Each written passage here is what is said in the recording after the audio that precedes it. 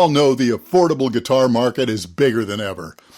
And with so many available brands and models, well, how do you choose? Now on this channel, the lower priced guitars I've reviewed have been mostly the big, popular brands available at all the retail chains. But there are other options. And in the, say, $400 price range, well, I'm learning the well-known brands may not always be the best value.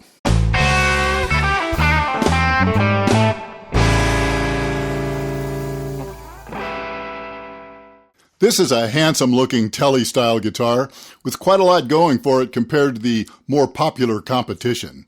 Now, the JT350 retails for just $399, $30 less than something like the Squier Classic Vibe.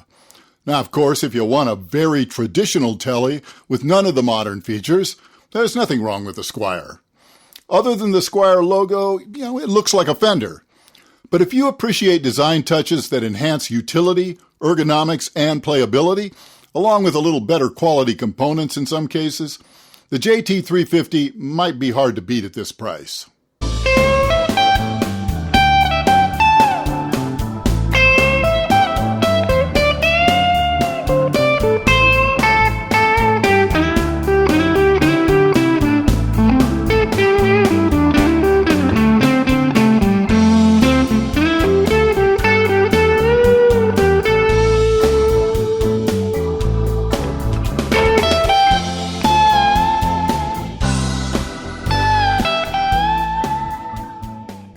Now, starting at the headstock, we have a set of locking tuners that feel smooth and solid and make string changes quick and easy.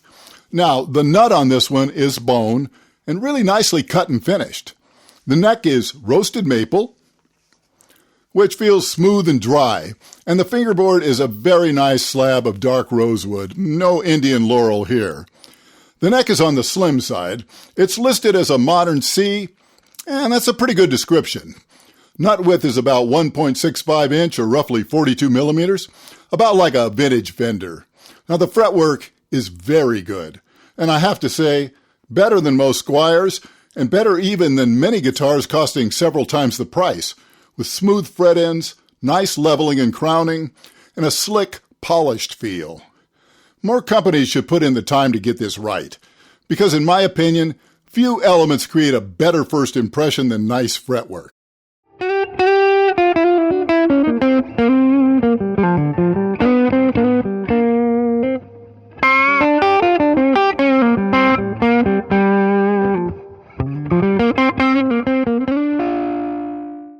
The JT350's body is basswood, which is very lightweight. The only complaint I've heard about basswood is it can be a bit soft, but that's really of little concern with a hard finish. Now the bridge is a Wilkinson unit with individual saddles for each string, allowing for correct intonation. And I have to say, it looks and feels better quality than many low-priced guitars. Now the well-executed binding and tummy cut also give it an upmarket feel, as does the rounded heel and smooth, no-plate neck joint, which allows much more comfortable upper fret access than the traditional 75-year-old Fender design. Not that the original design bothers me, but I'd have to admit this is an ergonomic improvement.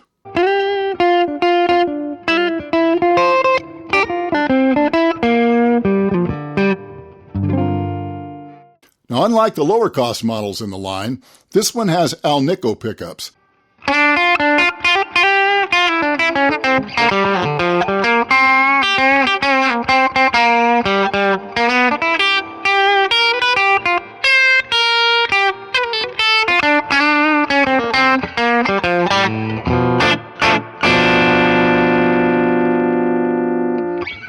Now, if I were keeping this guitar, I think I'd try just upgrading the bridge pickup to something a little fatter sounding so that switching between them wouldn't be so jarring.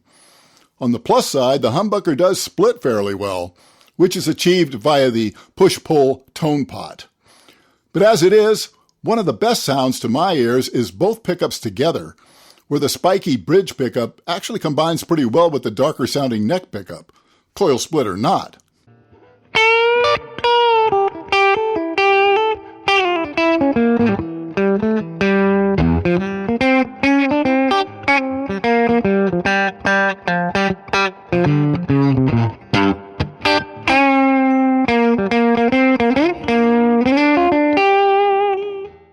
so overall component quality seems a step up from the Squier tellies I've played.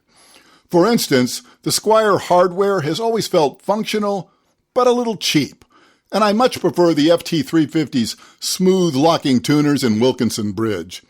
For a $400 guitar, the Jet, with its nice, smooth playability and useful features, make it worth consideration if you're shopping for value and don't mind the more modern aesthetics.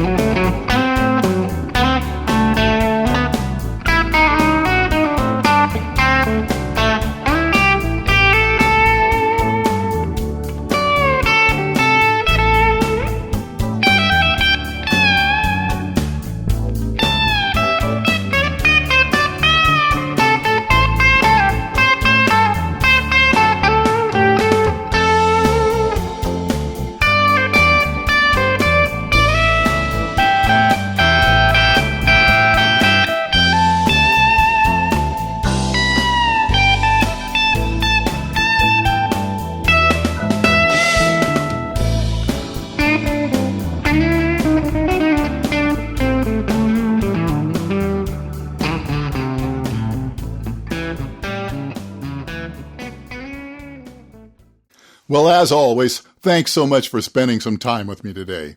If so inclined, you can help the channel by liking and subscribing. Very much appreciated. And if you'd like to take your support a step further, well, visit my Patreon page. And with that, I'll say goodbye for now, and I'll see you again very soon.